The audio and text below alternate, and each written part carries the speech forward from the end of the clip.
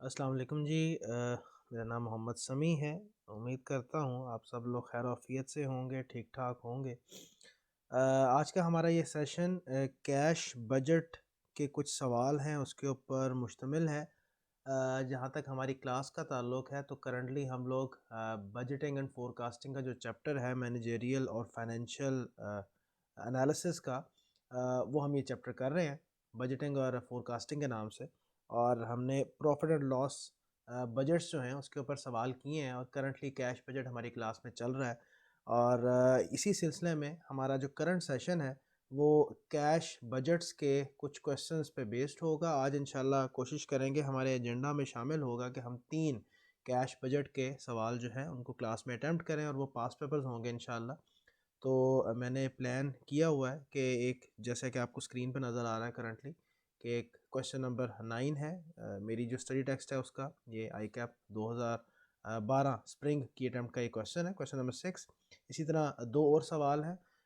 एक CA final level का सवाल है, वो इंशाल्लाह करेंगे। और एक इसी तरह एक और कैफ लेवल का सवाल है पास पेपर में जो टेस्ट हुआ है सादिक लिमिटेड के नाम से। इंशाल्लाह ये 3 क्वेश्चन हमारी इस नशिस्त में इंशाल्लाह हम इनको सॉल्व कर रहे होंगे। हमारा तरीक़ेकार ये होगा कि मैं एमएस एक्सेल के ऊपर इन सवालों को सॉल्व करूँगा और कोशिश रहेगी कि बिल्कुल उसी अंदाज़ में उन क्वेश्चंस को सॉल्व करूँ जैसे हम क्लास में वाइट बोर्ड के ऊपर उसको सॉल्व कर रहे होते हैं। जहाँ तक कोशिश हुई मेरी, मैं उनको बिल्कुल उसी तरह से सॉल्यूशंस और साथ वर्किंग्स आपको शो करूँगा जैसे वाइट बोर्ड पे शो हो रही होंगी। तो तरीक़ेकार हम ये रखेंगे कि जो सबसे पहले ये जो सवाल मैंने करना होगा, मैं वो आपको दिखा दूँगा सवाल। वो आप बेशक वीडियो पॉज़ करके उसको एक दफ़ा रीड कर लीजिएगा। तो उसके बाद हम उस सवाल को सॉल्व करना शुरू कर देंगे। मैं कोशिश करूँगा कि जब मैं सवाल करना शुरू करूँ तो उसके बाद कम जो है वो स्विच करूँ between the questions and back to the answer sheet, ताकि आपका फ़ोकस जो है वो ज़्यादा डिस्टर्ब ना हो। Just take few minutes and have a look at this question, जो कि क्वेश्चन नंबर 9 है। ये हम सबसे पहले सॉल्व करेंगे। आपकी सहूलत के लिए मैं दिखा देता हूँ कि मैंने ये क्वेश्चन उसका जो फॉर्मेट है वो काफ़ी हद तक पहले से प्रिपेयर कर रखा है, ताकि जब हम लोग सवाल कर रहे हों तो हमें ज़्यादा दिक्कत ना हो, उसके ऊपर ज़्यादा हमें टाइम इन्वेस्ट ना करना पड़े। तो ये हमारा इंशाल्लाह टाइम भी सेव कर देगा। It will make the solution plan more efficient इंशाल्लाह। तो please have a look at this question. एक दफ़ा इसके फैक्ट्स को पढ़ लें, फिर उसके बाद मैं इसके की पॉइंट्स को हाईलाइट करूँगा, फिर उसका सॉल्यूशन हम ड्राफ्ट करना शुरू करेंगे। चलें जी, let's start discussing the question. Question की जहाँ तक रिक्वायरमेंट का ताल्लुक है तो ये month wise cash budget prepare करवाने को कह रहा है for the quarter ending 31 May 2012। 10 marks का सवाल है। तो पहली बात तो ये है कि जो क्वार्टर है वो हमारा, ज़ाहिर है आप जानते हैं कि 3 मंथ्स का होता है। तो जो क्वार्टर एंड हो रहा है that is of such a nature के मार्च अप्रैल मई, ये 3 मंथ्स जो है वो हमारा क्वार्टर बना रहे हैं। और उसने मंथ वाइज कैश बजट मांगा है, यानी कि ये नहीं उसने कहा कि पूरे क्वार्टर का एक लमसम मुझे बजट प्रिपेयर करके दे दें। क्वार्टर का जो बजट है वो आपने मंथ वाइज प्रिपेयर करना है। इन अदर वर्ड्स ये एक 3 कॉलम्स पे बेस्ड एक कैश बजट होगा। और जहाँ तक मैंने इसको पढ़ा है, अगर आप सबसे आखिरी पॉइंट देखें तो उसके अंदर उसने कैश एंड बैंक का जो बैलेंस है वो भी ओपनिंग प्रोवाइड किया हुआ है आपको, यानी कि इन other words for the month of मार्च उसने ओपनिंग कैश का बैलेंस दिया हुआ है, कह सकते हैं, क्योंकि फरवरी के मंथ के एंड का बैलेंस उसने प्रोवाइड किया हुआ है। So in other words you already have an opening balance for the month of March. तो चूँकि क्लास में हमारी डिस्कशन भी हुई है कि जो कैश बजट्स होते हैं उसका अंदाज़ ये होता है कि if he gives you the opening balance तो आप बड़ा easily cash inflows for the period उनको एनलिस्ट कर लें, फिर cash outflows for the period उनको एनलिस्ट कर लें, and by the end of that particular period आप इजीली क्लोजिंग कैश का बैलेंस कैलकुलेट कर सकते हैं। और वो फिर अगले पीरियड का ओपनिंग बन जाता है। तो हर पीरियड में कैश बजट में क्या होता है, ऑन एवरेज आप यही देख रहे होगे कि कैश इनफ्लोज इकट्ठा कर लें, उनको प्लेस कर लें, कैश आउटफ्लोज को प्लेस कर लें। तो बस यही एक तरीक़ेकार है और ये सबसे ईजीएस्ट अप्रोच होती है। अगर ओपनिंग बैलेंस दे दे आपको सवाल में तो वेल एंड गुड, नहीं दे रहा तो बस कैश इनफ्लोज को एनलिस्ट कर लें, कैश आउटफ्लोज को एनलिस्ट कर लें, दोनों को एडजस्ट जब कर लिया जाएगा so that will give you the budgeted cash increase या डिक्रीज ड्यूरिंग द पीरियड। लेकिन यहाँ पे ऐसा नहीं है। यहाँ पे वो पूरा आपको ऐसे जैसे एक पूरी cash movement with the opening balance available कर रहा है। So it means that for each of the 3 months मामला क्या होगा, आप मार्च के मंथ से शुरू करेंगे, मार्च के मंथ का ओपनिंग बैलेंस होगा और मार्च के मंथ के ही कैश इनफ्लोज और कैश आउटफ्लोज बजटेड वो आप एडजस्ट करोगे, that will give you the closing balance for the month of मार्च। और वही क्लोजिंग बैलेंस आपका अप्रैल के मंथ का ओपनिंग बैलेंस बन जाएगा। फिर अप्रैल के मंथ के बजटेड कैश इनफ्लोज और आउटफ्लोज आप एडजस्ट करोगे, you will get the budgeted closing balance for the month of April and so on for the next month. तो ये आपकी एक ओवरऑल अप्रोच होगी और ये अप्रोच मैं आपको शो भी अगर करवा दूं यहाँ पे तो आपको बेहतर अंदाज में आइडिया हो जाएगा। ये देखें मैंने इसका फॉर्मेट इसी तरह से ड्राफ्ट किया हुआ है। ये आपको 3 मंथ्स के 3 कॉलम्स नज़र आ रहे हैं और ये इसी तरह से है कि सबसे पहले आप देखें यहाँ पे आपको ओपनिंग कैश बैलेंस नज़र आ रहा है, फिर रिसीट्स हैं यानी कि ये हमारे बजटेड कैश इनफ्लोज हैं, और फिर उसके बाद पेमेंट्स हैं, इनको हम कैश आउटफ्लोज भी बोल सकते हैं। तो उसको जब एग्रीगेट किया जाएगा तो ऊपर कैश रिसीट्स हैं, उसके बाद कैश पेमेंट्स हैं, and once you adjust opening balance with these cash receipts and cash payments you will get what, you will get the closing balance. तो ये आपको एक स्ट्रक्चर भी यहाँ पे नजर आ रहा है, I have shown you for the sake of convenience. अच्छा वापस आते हैं, आए इधर थोड़ी सी अंडरस्टैंडिंग लेते हैं। वो आपको सवाल में बता रहा है जी कि ये डाटा अवेलेबल है जो उसने एक एक्सट्रैक्ट की शक्ल में आपके साथ शेयर किया है फॉर द ईयर एंडेड 30 सितंबर 2012। ये कुछ 6 महीनों की आपके साथ डिटेल्स शेयर कर रहा है जिसमें से 2 माह एक्चुअलाइज हो चुके हैं, जनवरी और फरवरी के, और जो अगले 4 माह है वो ज़ाहिर है फोरकास्टेड पीरियड्स हैं और आप करंटली फेब के एंड पे खड़े हुए हैं। तो हर माह की उसने आपको सेल्स दी हैं, 2 मंथ की एक्चुअल सेल्स हो गई और फिर उसके बाद नेक्स्ट 4 मंथ्स की आपके पास फोरकास्टेड सेल्स हैं। अच्छा उसके बाद आपके साथ क्या शेयर कर रहा है डिफरेंट चीज़ें, उस पर थोड़ी सी बात कर लेते हैं। कहता है कि cash sale is 20% of the total sales, ठीक हो गया, यानी कि हर माह की जो सेल्स है उसको 20% कैश सेल्स है, इसका मतलब है कि वो उसी महीने में रिकवर हो जाएंगी। अच्छा उसके बाद वो कहता है कि ZL earns a gross profit of 25% of sales and uniformly maintains the stocks at 80% of the projected sale of the following month. Okay अच्छा इसके अलावा क्या कह रहा है जी, चले पहले सेकंड पॉइंट भी डिस्कस कर लेते हैं, पहले एक दफ़ा पढ़ लेते हैं फिर दोनों को इकट्ठा डिस्कस कर लेंगे।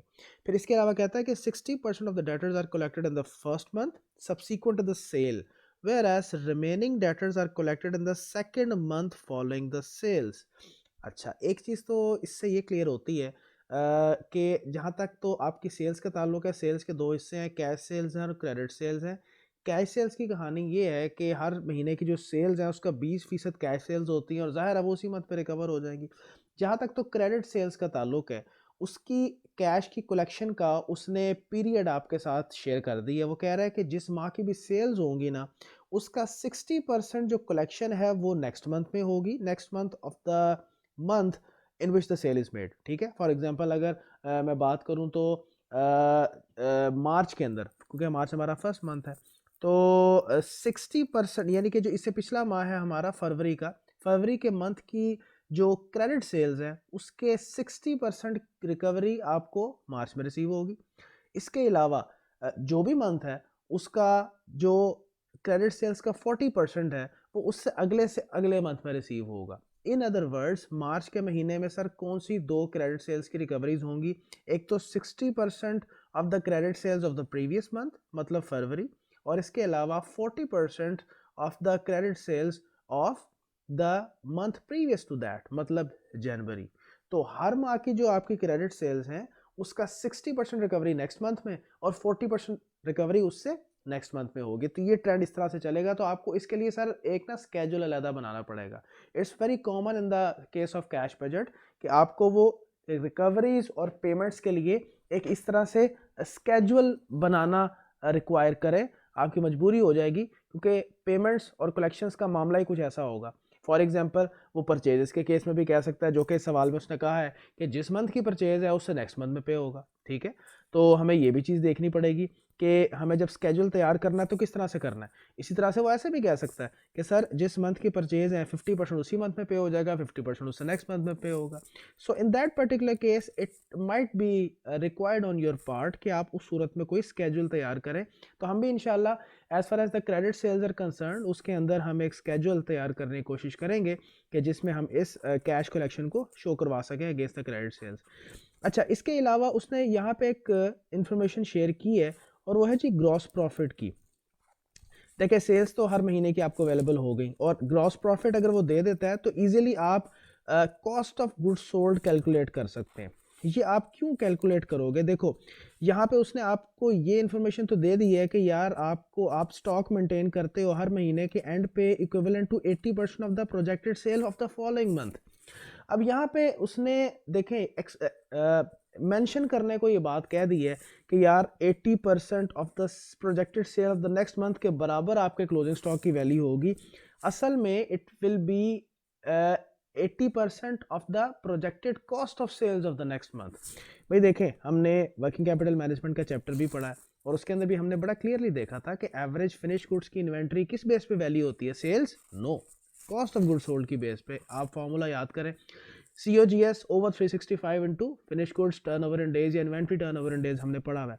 सो inventory is basically valued based on the cost of the goods that have been sold. भाई जो सेल्स इटसेल्फ होता है वो तो सेल रेवेन्यू होता है, सेल रेवेन्यू के ऊपर कोई इन्वेंट्री थोड़ी वैल्यू होगी, वो किसी ना किसी कॉस्ट के ऊपर वैल्यू होती है। तो ये एक्सप्रेस करने का बड़ा कॉमन अंदाज है कि हम इन्वेंट्री मेंटेन करते हैं equivalent to this much sales या simply sales of the next month. तो ये तो उसने कहा, लेकिन हमें जानना चाहिए यहाँ पे कि वो सेल्स नहीं, वो असल में कॉस्ट ऑफ सेल्स का 80% है जो कि आप अपने पास क्लोजिंग इन्वेंट्री मेंटेन करते हो eight the end of a particular month. तो ये भाईजान इसलिए शेयर कर रहा है क्योंकि देखो this entity is a trading concern. जो ट्रेडिंग कंसर्न होती है उसकी कॉस्ट ऑफ गुड्स सोल्ड में क्या होता है? कॉस्ट ऑफ गुड्स सोल्ड में सिर्फ ओपनिंग इन्वेंट्री और परचेजेस और क्लोजिंग इन्वेंट्री होती है और वो COGS बना देती है। तो देखो COGS आपके पास आ जाएगा बड़े इजीली, हर महीने की सेल्स है और COGS के लिए 75% अप्लाई हो जाएगा। COGS आ गया तो आप इजीली क्लोजिंग और ओपनिंग इन्वेंट्री कैलकुलेट कर सकते हो यूजिंग द सेम ट्रेंड, ठीक है। और फिर इन 3 आइटम से बैलेंसिंग आप परचेजेस कैलकुलेट कर सकते हैं। और परचेजेस के बारे में उसने कहाँ फरमाया पॉइंट नंबर 5 के अंदर कि भाई जिस मंथ की परचेजेस होंगी उससे नेक्स्ट मंथ में आपने उसकी पेमेंट करनी है। तो जहन में रखें हमारा पहला महीना कौन सा है? मार्च का। तो आपको एक महीना पहले जाके वर्किंग करनी पड़ेगी। आपको फरवरी के अंदर क्या कैलकुलेट करना पड़ेगा सर? परचेजेस, ठीक है। और वो किस तरह से कैलकुलेट होगा? बड़ा सिंपल है, अभी हमारी डिस्कशन हुई है कि कॉस्ट ऑफ गुड्स सोल्ड आ जाएगा, उसके बाद ओपनिंग और क्लोजिंग इन्वेंट्री को अगर एडजस्ट कर दिया जाए तो आपके पास एक माह पहले मतलब फरवरी की परचेजेस कैलकुलेट हो जाएंगी। और ये परचेजेस की पेमेंट कब होनी है सर? हमारा पहला month of concern that is actually March 2012। तो इस तरह से पॉइंट नंबर 1 और पॉइंट नंबर 5 आपस में लिंकअप हो जाता है। अच्छा, उसके बाद वो भाई साहब कह रहे हैं कि जी 80% ऑफ द कस्टमर्स जो है ना वो डिडक्ट कर लेते हैं हमारा income tax at the rate of 3.5% eight the time of payment. अब ये एक इन्फॉर्मेशन है जो कि कह लें नॉलेज ब्रॉड फॉरवर्ड है, ख़ासतौर पे उनके लिए जो टैक्स प्रैक्टिसेस पढ़ चुके हैं, जो इनकम टैक्स बेसिक पढ़ चुके हैं। आपको अंदाज़ा होगा कि इनकम टैक्स जो डिडक्ट होता है एट सोर्स, जब भी आप कुछ बेचते हो और आपका कस्टमर डिडक्ट कर लेता है तो ये eight the time of payment होता है हमेशा, ठीक है। तो वो उसने ये चीज़ बड़ी क्लियर कर दी है कि जो भी आपकी कैश कलेक्शन होगी ना सर, उसका हर महीने का हाँ महीना ही बनेगा ये। जैसे वो बात कर रहा है कि 80% ऑफ द कस्टमर्स डिडक्ट कर लेते हैं, तो जिस महीने की जितनी भी हमारी कैश कलेक्शन होगी उसका 80% जो है उसके अगेंस्ट हम इनकम टैक्स की डिडक्शन ले लेंगे। और ये कहाँ पे आएगा सर? जाहिर है डिडक्शन है, हमारा आउटफ्लो कंसिडर किया जाएगा, तो हम कैश आउटफ्लो में उसको ट्रीट कर लेंगे।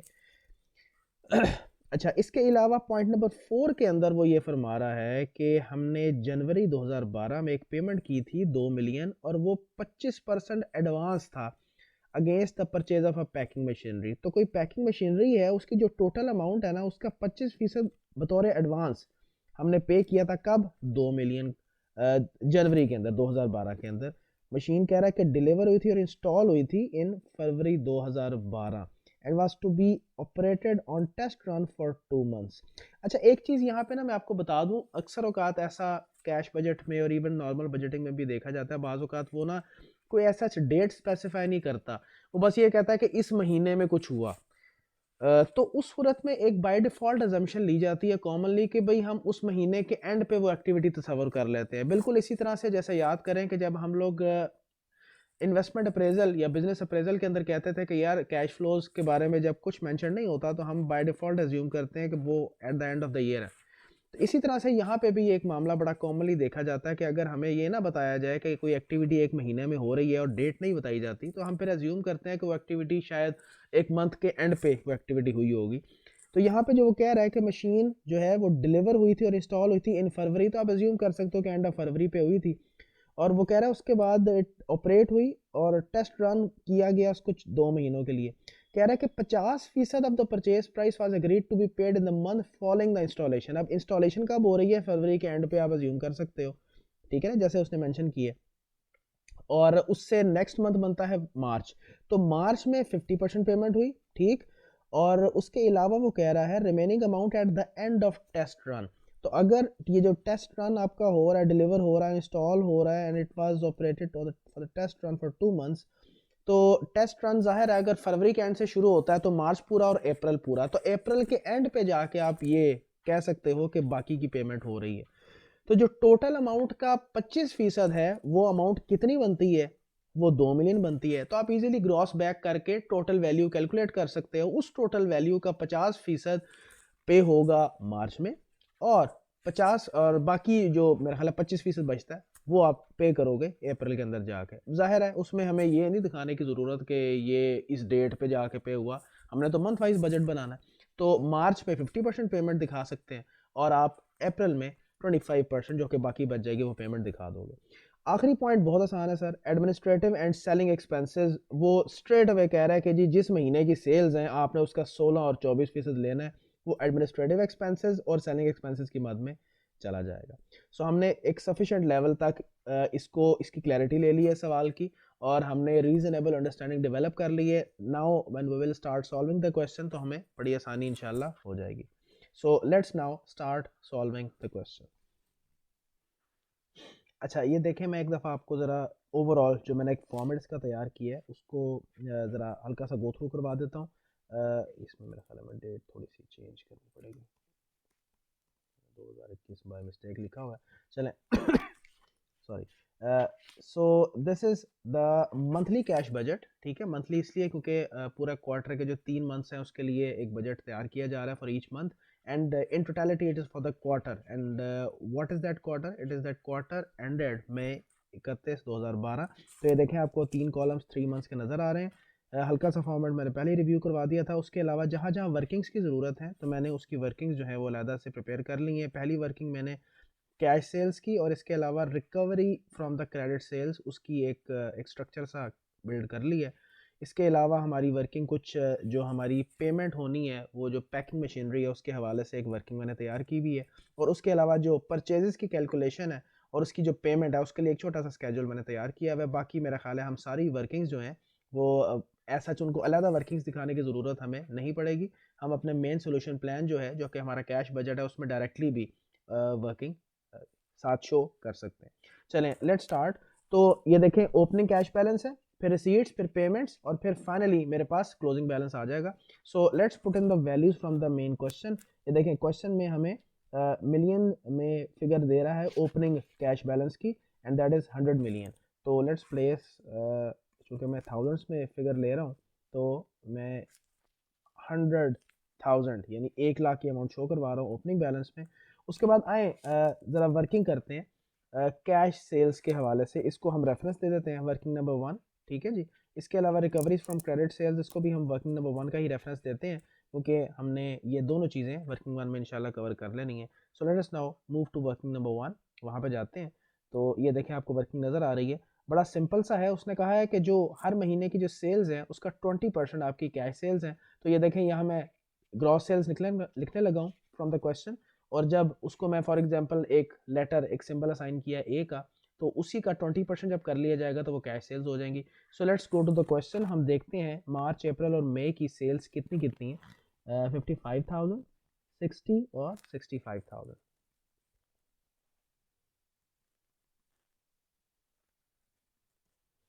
ठीक है जी। तो वो भी डाटा थाउजेंड्स में है, मैं भी यहाँ पे डाटा थाउजेंड्स में ले रहा हूँ। 55, 60 एंड 65,000। तो ऑटोमेटिकली मेरे पास खैर फॉर्मूले लगे हुए थे, लेकिन चलें बहरहाल आपको मैं दोबारा लगा के दिखा देता हूँ। सिंपल है, 55,000 का 20%, ठीक है। इसी तरह से 60,000 का 20% करेंगे तो वो 12,000 हो जाएगा। 65,000 का 13,000 हो जाएगा अगर हम 20% करेंगे। तो ये हमारे पास कैश सेल्स कैलकुलेट हो गई हैं। ये स्ट्रेट अवे हम ऊपर जाके रिपोर्ट कर देते हैं। Let me place these values. ये चूँकि एक्सेल है तो यहाँ पे बस आपको लिंक ही लगाना होता है। तो मैं उसका लिंक लगा रहा हूँ स्ट्रेट अवे, वो ऑटोमेटिकली वहाँ से उठा लेगा। तो ये देखें हमने कैश सेल्स अभी कैलकुलेट की है वर्किंग नंबर 1 से। आप यूँ ही समझें कि जैसे मैं बोर्ड में वर्किंग 1 करके तो उसके बाद मेन सॉल्यूशन प्लान में उस वर्किंग को प्लेस कर रहा हूँ, तो ये बिल्कुल ऐसा ही हुआ है। 11, 12 और 13 हज़ार की वैल्यूज़ कैश सेल्स की वर्किंग 1 से निकल गए तो हमारे मेन स्ट्रक्चर में जा चुकी हैं। Now let's move towards the recovery from the credit sales. बहुत सिंपल है, देखें हर महीने में क्या होगा, एक तो 60% of the credit sales of the previous month recover होगा और 40% of the credit sales of the month previous from the previous month. ठीक है, यानी कि 2 मंथ्स पीछे का जो क्रेडिट सेल्स हैं उसका 40% की रिकवरी होगी। तो देखो जैसे फर्स्ट ऑफ ऑल अगर मैं मार्च की बात करूं तो मार्च के महीने में एक तो जो जनवरी के महीने की क्रेडिट सेल्स का 40% है वो रिसीव होगा, और इसके अलावा जो फेब का मंथ है जो कि इससे पिछला है उसकी क्रेडिट सेल्स का 60% हमें रिसीव हो रहा होगा।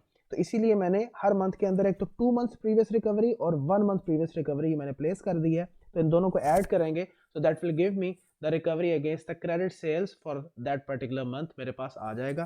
तो फॉर ईच मंथ मुझे अब ये करना पड़ेगा, मैं साथ साथ क्वेश्चन आपको दिखाता जाता हूँ, वहाँ से फिगर्स देखते जाते हैं। तो आए देखें ज़रा 2 मंथ्स बैक जो है वो जनवरी बनता है, तो जनवरी की सेल्स सर कितनी है, 85,000। तो ये देखें मैं यहाँ वर्किंग करता हूँ नीचे 85,000 और हम जानते हैं क्रेडिट सेल्स 80% है इस क्वेश्चन के मुताबिक।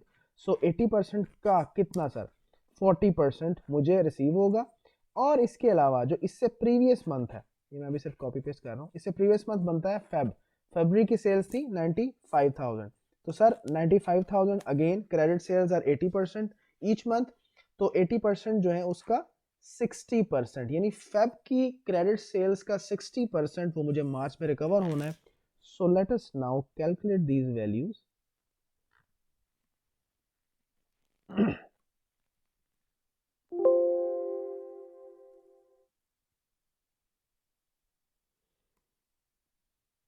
27,200 एंड लाइकवाइज 95,000 का 80% और उसका 60%।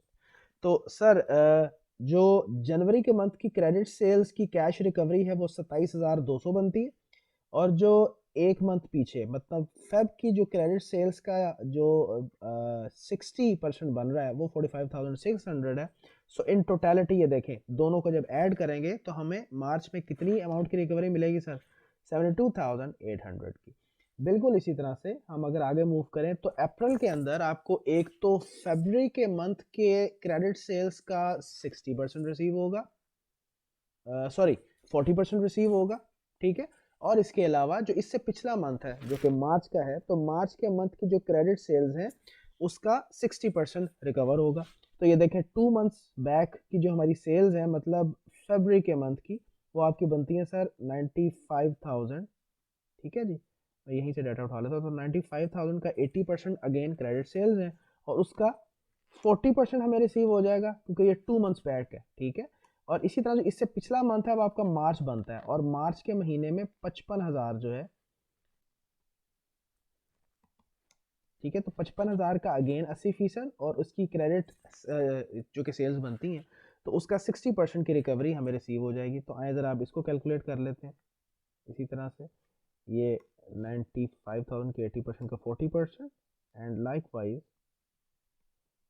55,000 के 80% का 60%। तो ये टोटल कैश रिकवरी कितनी हो जाएगी जी for the month of April, हमारे पास 56,800 है।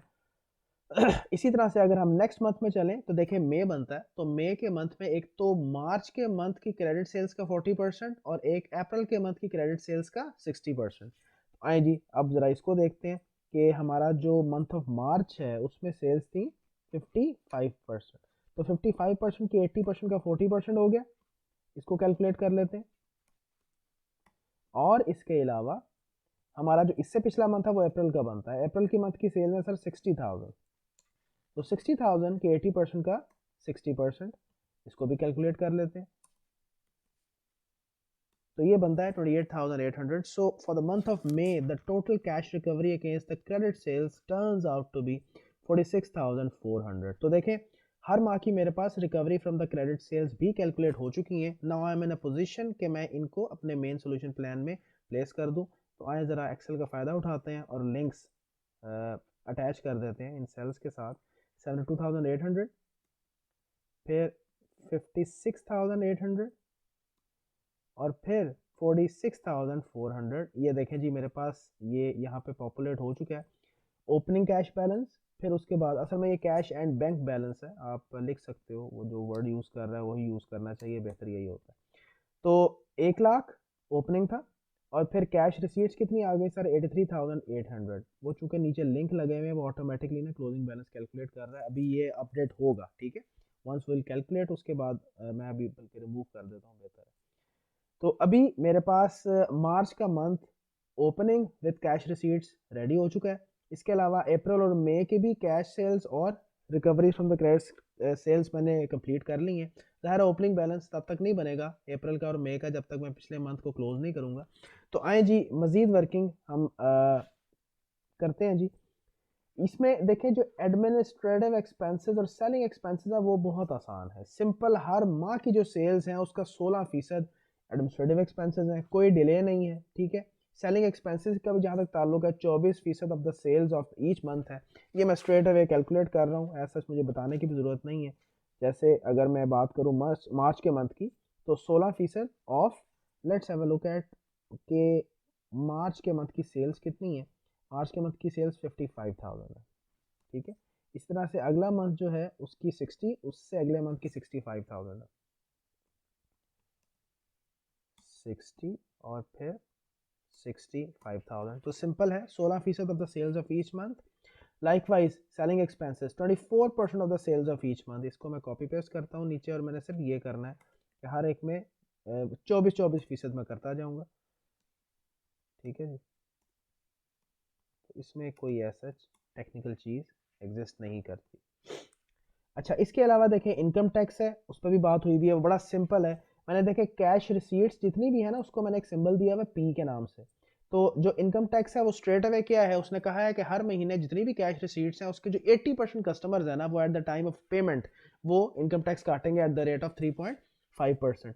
तो पी चूंकि कैश रिसीट्स हैं, यानी कि मेरे कस्टमर से जो पेमेंट रिसीव होनी है, और हम जानते हैं इनकम टैक्स हमेशा at the time of payment ही कटता है, ठीक है।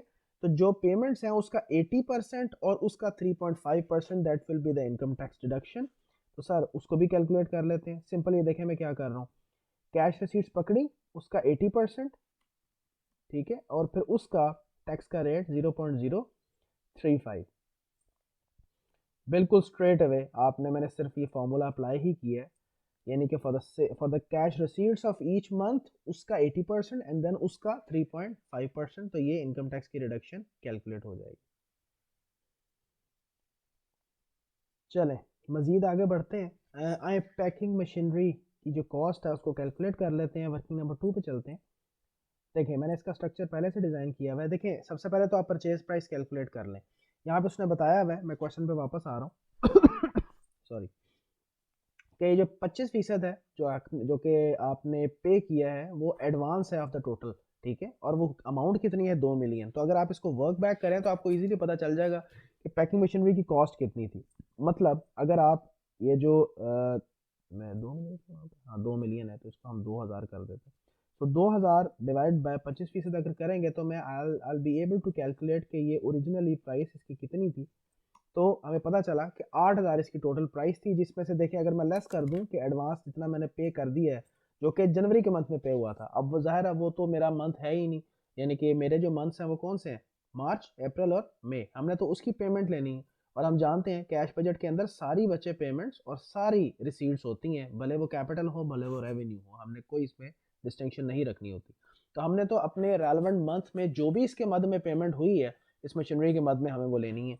तो एडवांस की पेमेंट तो हमारी पहले से ही हो चुकी थी, तो बैलेंसिंग पेमेंट कितनी बनी हमारी, जो कि अभी हमने करनी है 6000। तो ये जो टोटल अमाउंट है इसका, ये हम पहले से डिस्कस कर चुके हैं सवाल के शुरू में जब हम डिस्कस कर रहे थे कि इसकी जो 50% पेमेंट है वो सर कब हो जाएगी, वो मार्च में हो जाएगी, और जो बाकी की पेमेंट है यानी कि जो 25% पेमेंट बच जाएगी वो हमारी अप्रैल में तय होगी। तो ये सर यहाँ पे हम एक साथ वर्किंग दिखा सकते हैं कि सर 8000 का जो 50% है वो हम मार्च में करेंगे, और वो कितना बनेगा 8000 का 50%, तो वो 4000 बनता है। तो जो अप्रैल की पेमेंट है वो आपकी 25% बनती है, और स्ट्रेट अवे वो बैलेंसिंग कैलकुलेट की जा सकती है, और वो कितनी है, definitely it will B 2000। So let's place these values. 4000 की पेमेंट हम मार्च में दिखाते हैं और 2000 की पेमेंट अप्रैल में दिखाते हैं। 4000 की पेमेंट मार्च में आ गई और 2000 की पेमेंट अप्रैल में आ जाएगी। मई में कोई ऐसा पेमेंट नहीं होगी, यानी कि सारी पेमेंट हम कर चुके होंगे इन अप्रैल। चलें, let's now move to the last working, और वो है हमारी पेमेंट्स फॉर द क्रेडिटर्स। ठीक है, और हम जानते हैं उसके बारे में कि ये पॉइंट इस तरह से है कि purchases of each month will be paid in the next month. Point number 5 है, तो आए जी उसकी तरफ मूव करते हैं। और हमने ये तय कर लिया था कि जैसे चूंकि हमारा पहला month of concern that is March, तो इसलिए हमें फरवरी के मंथ की परचेजेस सर कैलकुलेट करनी पड़ेंगी और फिर it will be paid in the month of March, so on and so fourth. तो देखिए मैंने यहाँ पे एक स्ट्रक्चर ड्रॉ किया है। सबसे पहले जाहिर है मुझे सेल्स से इस वजह से शुरू करना है क्योंकि सेल्स के ऊपर डिपेंडेंट है कॉस्ट ऑफ सेल्स, क्योंकि उसने बताया कि ग्रॉस प्रॉफिट आप अर्न करते हो 25%। तो अगर मुझे ये बता दे कि सेल्स का 25% ग्रॉस प्रॉफिट है, तो जाहिर है 75% क्या होगा, कॉस्ट ऑफ गुड्स सोल्ड। और कॉस्ट ऑफ गुड्स सोल्ड के बराबर ही तो आप अपने पास इन्वेंट्री मेंटेन करेंगे, ठीक है ना। तो शुरू हमने कहाँ से करना है, किस मंथ से सर, फरवरी से, ठीक है। और रीजन हम इसकी डिस्कस कर चुके हैं। तो आए सबसे पहले सिर्फ ये करते हैं कि सेल्स लिख लेते हैं सारी की सारी। मेरा ख्याल है ये पहले से लिंक लगे हुए हैं, मैं ज़रा पहले इसको एलिमिनेट कर दूं ताकि ये क्लियर हो जाए आपके लिए। तो देखिए सबसे पहले सेल्स तो में नज़र आ रही है, उसके बाद सी कॉस्ट ऑफ सेल्स में कैलकुलेट करूंगा बेस्ड ऑन, देखें अगर मैं सेल्स को क्यू कह दूं और अकॉर्डिंगली कॉस्ट ऑफ सेल्स कैसे कैलकुलेट हो रही होंगी, इस क्यू का 75%। तो कॉस्ट ऑफ सेल्स आ गई, फिर देखो ऐड कर रहा हूँ क्लोजिंग स्टॉक को, लेस करूंगा ओपनिंग स्टॉक को, तो तुम्हारे पास परचेजेस फॉर दैट मंथ आ जाएंगे। ये सिंपल सा फॉर्मेट है, आप वैसे जानते हो, ये नॉलेज ब्रॉड फॉरवर्ड इसको कहा जा सकता है। तो देखिए सबसे पहले मैं यूं करता हूँ कि हर महीने के सेल्स लिख लेता हूँ। आए क्वेश्चन की तरफ चलते हैं जी। 95, फिर 55, 60, 65, 95,000, फिर 55, फिर 60 और फिर 65,000, ठीक है जी। तो यहाँ पे ये लिंक पहले से लगा हुआ है, मैं अलहदा से पहले कैलकुलेट कर लेता हूँ जी। देखें जी, हर महीने की हमारी कॉस्ट ऑफ सेल्स जो है वो 75% ऑफ सेल्स है। तो ये देखें जी, सबसे पहले 95,000 का 75% मैंने किया। इसी तरह से हर महीने ऐसे ही होगा सर, 55,000 का भी जब हम मार्च पे जाएंगे तो 75% कॉस्ट ऑफ सेल्स। इसी तरह जब 60,000 पे आएंगे तो उसका 75% कॉस्ट ऑफ सेल्स, और 65,000 का भी 75% कॉस्ट ऑफ सेल्स, 48,750 बन रहा है, ठीक है। चलो मैं इसको एलिमिनेट कर दिए ये चीज़ें ताकि हम फ्रॉम द स्क्रैच बनाए। अच्छा देखें, चूंकि हमने फरवरी के मंथ से शुरू करना है और हम जानते हैं कि हर महीने से जो अगले वाला महीना है, यानी कि जो फॉलोइंग मंथ की कॉस्ट ऑफ सेल्स है, उसकी 80% के बराबर हम अपने करंट मंथ की क्लोजिंग इन्वेंट्री मेंटेन करते हैं। ऐसा ही है ना, ये देखो सवाल पे जाके देखते हैं दोबारा। उसने ये बताया हुआ है कि पॉइंट नंबर 1 में देखें कि and maintain stock at 80% of the projected sale of the following month. इसकी बात हो चुकी हुई है कि ये सेल नहीं है, कॉस्ट ऑफ सेल्स है, ठीक है। तो आपने जिस महीने की क्लोजिंग इन्वेंट्री की बात करनी है वो आप अगले महीने की कॉस्ट ऑफ सेल्स के 80% के बराबर अपने पास इन्वेंट्री रखोगे। तो अगर हम फरवरी की बात करें तो फरवरी का जाहिर है जो क्लोजिंग स्टॉक होगा that will be equivalent to 80% of cost of sales of March. लेकिन जो ओपनिंग स्टॉक होगा that will be equivalent to cost of sales of the current month, क्योंकि जाहिर है हमारा अगर ये बात एक रिलेशनशिप देखें तो ये बड़ा नॉर्मल सा रिलेशनशिप है कि हमारा जो जनवरी के मंथ का क्लोजिंग बैलेंस था that was equal to 80% of cost of sales of February, और वही हमारे फरवरी का ओपनिंग बैलेंस भी है, ठीक है। तो इसलिए यहाँ पे हम इजीली इसको उस तरह से कैलकुलेट कर सकते हैं। तो ये देखें, जहाँ तक तो closing stock of the month of फरवरी का ताल्लुक है, तो वो अगले महीने जो मार्च बनता है, मार्च की कॉस्ट ऑफ सेल्स का 80% ही होगा, ठीक है। सो 41,250 का 80% मैंने यहाँ पे ले लिया, और वो कितना बन रहा है सर, 33,000। लेकिन जो ओपनिंग स्टॉक है वो इसी मंथ यानी फरवरी की कॉस्ट ऑफ सेल्स का ही 80% होगा। तो वो ये देखिए मैंने यहाँ वर्किंग पे भी शो करवाया है कि करवाया हुआ है कि फरवरी के मंथ में 71,250 का ही 80% होगा, ठीक है जी। तो ये देखें, once you have got cost of sales, closing stock and opening stock for the month of February, you can easily calculate purchases as the balancing figure. तो सर ये परचेजेस कितनी बनती है 47,250 और इसकी पेमेंट कब होनी है वो देखें अगली लाइन आइटम में आ रही है। इसकी पेमेंट हम मार्च में करेंगे। स्ट्रेट अवे मैंने इक्वल्स का साइन लगाना है और हमारे पास आ जाएगा भाई पेमेंट एक स्केड्यूल की इस स्केड्यूल की पहली पेमेंट जो है वो रेडी हो गई है for the month of March. तो अब करना आपने ये है, आगे का मामला बड़ा आसान हो जाएगा। हर महीने का क्लोजिंग अगले महीने का ओपनिंग बन रहा है, इट्स वेरी सिंपल।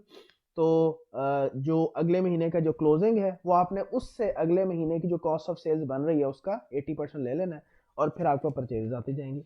तो ये देखें, ये जो क्लोजिंग है for the month of February that will be considered as opening for the month of March, वो मैंने इस तरह से इसको 33,000 ओपनिंग ले लिए। और जो क्लोजिंग बैलेंस है for March that will be equal to 80% of the month of the cost of sales of the month of April, जो कि अगला महीना है। ठीक है, सो मैंने 80% ऑफ 45,000 लिया यहाँ पे जी। तो now again I am in a position to calculate purchases for the month of March and again it will be paid in the month of April. इसी तरह से जो हमारा अप्रैल के मंथ में जो ओपनिंग बैलेंस होगा that will be equal to closing balance of the month of March जो कि 36,000 है, और जो हमारा closing balance for the month of April होगा that will be equal to 80% of the month of May, जो कि इससे अगला महीना है। तो इस महीने में हमारी सर परचेजेस कितनी बनती हैं, total 48,000 and again it will be paid in the month of May. और हमें सर इतनी ही कैलकुलेशन चाहिए, इससे ज़्यादा कैलकुलेशन नहीं चाहिए क्योंकि हमारे मंथ्स ऑफ कंसर्न मार्च अप्रैल और मई है और इसकी हमें पेमेंट्स कैलकुलेट हुई भी मिल चुकी हैं। So now I am in a position to place these purchases in the main schedule. Purchases नहीं कहना चाहिए, payment for purchases. So let's place these values.